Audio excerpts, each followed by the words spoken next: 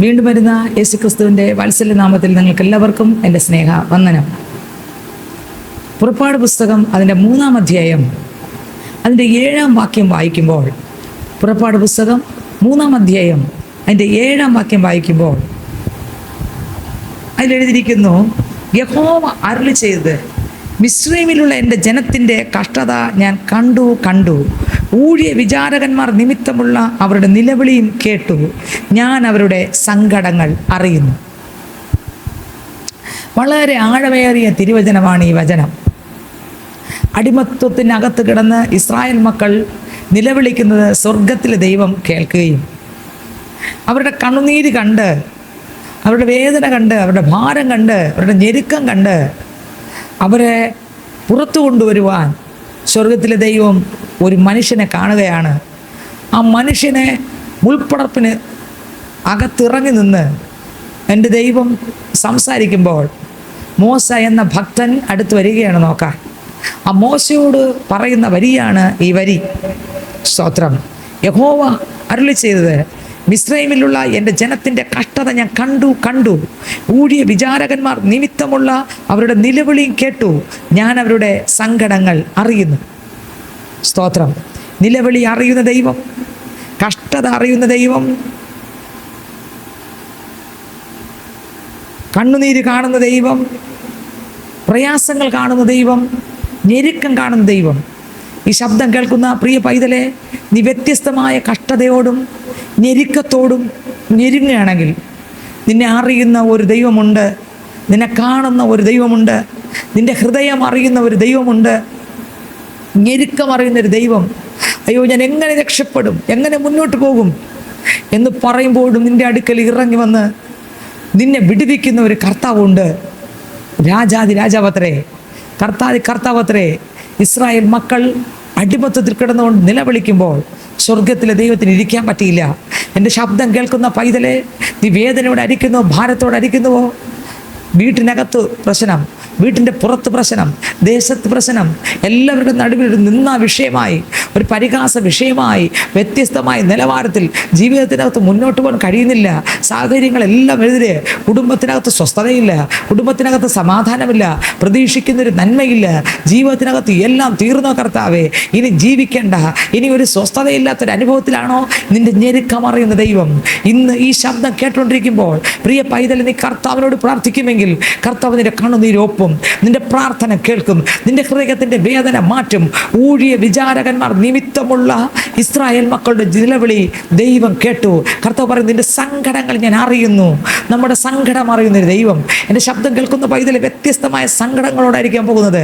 വ്യത്യസ്തമായ നിലവാരത്തിൽ ഒരുപക്ഷെ രോഗത്തോടെയുള്ള രോഗം നിമിത്തമുള്ള സങ്കടമാണോ, കടഭാരം നിമിത്തമുള്ള സങ്കടമാണോ, സ്വസ്ഥതയില്ലായ്മയുടെ അനുഭവമാണോ, കുടുംബ പ്രശ്നങ്ങൾ നിമിത്തമുള്ള കുടുംബം തകർന്നു, ഇനി എങ്ങനെ മുന്നോട്ട് പോകും, ജീവിതത്തിനകത്ത് എല്ലാം തീർന്നല്ലോ, എല്ലാം സ്ട്രക്കായി നിൽക്കും പോലെ, എല്ലാം പ്രതികൂലമാകും പോലെ, മുന്നോട്ട് പോകാൻ കഴിയാത്തൊരു സാഹചര്യം.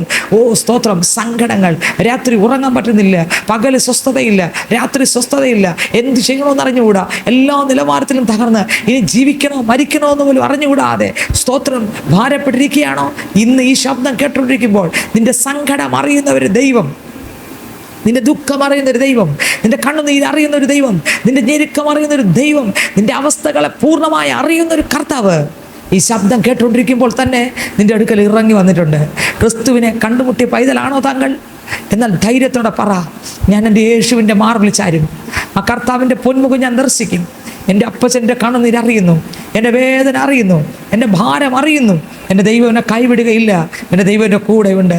എൻ്റെ ശബ്ദം കേൾക്കുന്ന പ്രിയ പൈതലെ, താങ്കൾ ഇതുവരെ യേശുവിനെ കണ്ടുമുട്ടാത്ത ആളാണോ? യേശു മാത്രം സമാധാനം, യേശു മാത്രം സന്തോഷം. വേദന മാറണമോ? യേശുവിൻ്റെ അടുക്കൽ വന്നാൽ വേദന മാറും. ഏത് വലിയ വിഷയമാകട്ടെ, ഏത് ചെറിയ വിഷയമാകട്ടെ, പരിഹാരം യേശുവിൻ്റെ അടുത്തുണ്ട്. പരിഹാരം മറ്റാരുടെ അടുക്കലുമില്ല. യേശുവിൻ്റെ അടുക്കൽ ഏത് വിഷയത്തിനും പരിഹാരമുണ്ട്. താങ്കൾ ഇതുവരെ യേശുവിനെ കണ്ടുമുട്ടാത്ത ആളാണോ? യേശുവിലൂടെ സമാധാനമുണ്ട്, യേശുവിലൂടെ സന്തോഷമുണ്ട്, യേശുവിലൂടെ സ്വസ്ഥതയുണ്ട്, യേശുവിലൂടെ വിടുതലുണ്ട്, യേശുവിലൂടെ സകലതുമുണ്ട്.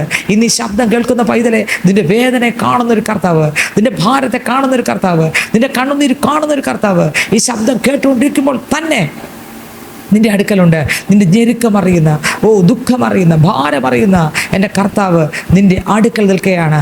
സ്തോത്രം. വചനം വായിക്കുമ്പോൾ 1 പത്രോസിൻ്റെ ലേഖനം 5-ാം അധ്യായം 7-ാം വാക്യം വായിക്കുമ്പോൾ അതിനകത്ത് എഴുതിയിരിക്കുന്നു, നിന്റെ സകല ചിന്താകുലവും അവൻ്റെ മേൽ ഇട്ടുകൊള്ളുവിൻ, അവൻ നിങ്ങൾക്കായി കരുതാകയാൽ നിങ്ങളുടെ സകല ചിന്താകുലവും അവൻ്റെ മേൽ ഇട്ടുകൊള്ളുവിൻ. കർത്താവ് നമുക്ക് വേണ്ടി കരുതുന്ന ദൈവമാണ്. കർത്താവ് നമ്മളെ നോക്കിക്കൊണ്ടിരിക്കുന്ന ദൈവമാണ്. നമ്മളെ പൂർണ്ണമായി മനസ്സിലാക്കുന്നൊരു ദൈവമാണ്. അതുകൊണ്ട് നമ്മുടെ ചിന്താകുലങ്ങൾ, നമ്മുടെ വേദനകൾ, നമ്മുടെ ഭാരങ്ങൾ കർത്താവിന് അങ്ങ് ഇട്ടുകൊടുക്കാം. ഈ ഭാരം ചുമന്ന് നടന്നത് മതി, ആ യേശുവിന് അങ്ങ് ഇട്ടുകൊടുക്കാം. കർത്താവ്, ഞാനിത് അങ്ങയുടെ അടുക്കലേക്ക് വരുന്നുവെന്ന് ആർക്കൊക്കെ പറയാൻ കഴിയും? വേദനയോടും ഭാരത്തോടും നിരാശയുടെ ഭാണ്ഡവുമായി മുന്നോട്ട് പോവുകയാണോ? ഇന്ന് ഈ ശബ്ദം കേട്ടുകൊണ്ടിരിക്കുമ്പോൾ തന്നെ, യേശുവേ എനിക്ക് സമാധാനം തരണമേ, യേശുവേ എൻ്റെ ഹൃദയത്തിനകത്ത് വരണമേ, എൻ്റെ ജീവിതത്തിനകത്തൊരു വ്യത്യാസം തരണമേ. സ്വസ്ഥതയില്ലാത്തൊരു അനുഭവമാണ് കർത്താവേ, ഒരു സ്വസ്ഥത വേണം, ഒരു സമാധാനം വേണം എന്ന് ഈ ശബ്ദം കേട്ടുകൊണ്ടിരിക്കുമ്പോൾ പ്രാർത്ഥിക്കുന്ന പൈതലെ, നിന്റെ മേൽ സമാധാനത്തെ തരുവാൻ, സ്വസ്ഥതയെ തരുവാൻ, ധൈര്യത്തെ തരുവാൻ, ആശ്വാസത്തെ തരുവാൻ കഴിവുള്ള യേശു നിന്റെ അടുക്കൽ നിൽക്കുന്നു. സ്തോത്രം. ആത്മഹത്യ ഒന്നിനും പരിഹാരമല്ല. നീ വിചാരിക്കും, സ്തോത്രം, മരിച്ചു കളയാം, ജീവിച്ചിരിക്കണ്ട, ഇനി ജീവിച്ചാൽ പലതും കഷ്ടം അനുഭവിക്കണം, മരിക്കാം. ഇല്ല, സ്തോത്രം. മരണം കൊണ്ട് ഒന്നും തീരുന്നില്ല പ്രിയരെ.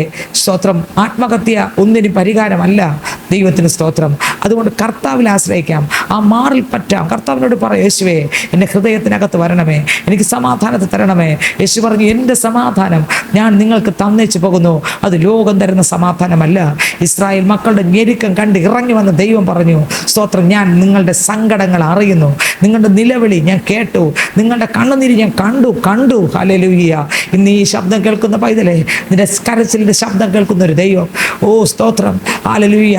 കട്ടിൽ കമന്ന് കിടന്ന് ആരും കാണാതെ രാത്രി നേരം പുലരും വരെ കരയുമ്പോൾ, ഒറ്റപ്പെടൽ കൊണ്ട് കരയുമ്പോൾ, കുടുംബത്തിനകത്ത് വ്യത്യസ്തമായ വിഷയങ്ങളോടെ നീ കരയുമ്പോൾ, തലമുറകളുടെ വിഷയങ്ങളോടെ കരയുമ്പോൾ, ഭർത്താവിൻ്റെ വിഷയത്തോടെ നോക്കി കരയുമ്പോൾ, ഭാര്യയുടെ വ്യത്യസ്തമായ പ്രശ്നങ്ങൾ കണ്ട് നീ കരയുമ്പോൾ, സ്തോത്രം, മദ്യപാനം, സ്വസ്ഥതയില്ല, സമാധാനമില്ലാതെ കരയുമ്പോൾ, നിന്റെ കണ്ണുനീര് കാണുന്ന ഒരു ദൈവമുണ്ട്.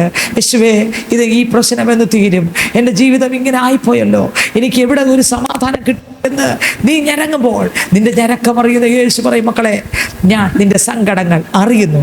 സ്തോത്രം. സങ്കീർത്തനം 103:14 വായിക്കുമ്പോൾ, നമ്മുടെ പ്രകൃതി അറിയുന്ന കർത്താവ് നമ്മൾ പൊടി എന്ന് ഓർക്കുന്നു.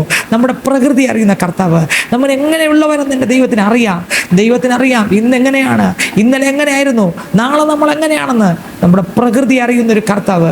ഈ ശബ്ദം കേൾക്കുന്ന പ്രിയരെ, നമ്മുടെ പ്രകൃതി അറിയുന്നൊരു കർത്താവുണ്ട്. ആ കർത്താവ് കൈവിടുകയില്ല, ഉപേക്ഷിക്കുകയില്ല, കണ്ണുനീരൊപ്പം പ്രാർത്ഥന കേൾക്കും. സ്തോത്രം. അതുകൊണ്ട് പുറപ്പാട് 3:7 പറയുന്നു, ഞാൻ അവരുടെ സങ്കടങ്ങൾ അറിയുന്നു. യഹോവ അരുളിച്ചെയ്തത്, മിസ്രയീമിലുള്ള എൻ്റെ ജനത്തിൻ്റെ കഷ്ടത ഞാൻ കണ്ടു. ഊഴിയ വിചാരകന്മാർ നിമിത്തമുള്ള അവരുടെ നിലവിളി കേട്ടു. ഞാൻ അവരുടെ സങ്കടങ്ങൾ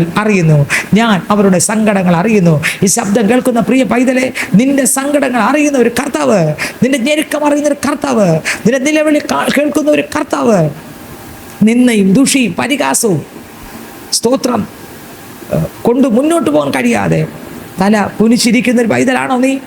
കർത്താവിലേക്ക് നോക്കാം, പ്രകാശം പ്രാപിക്കാം.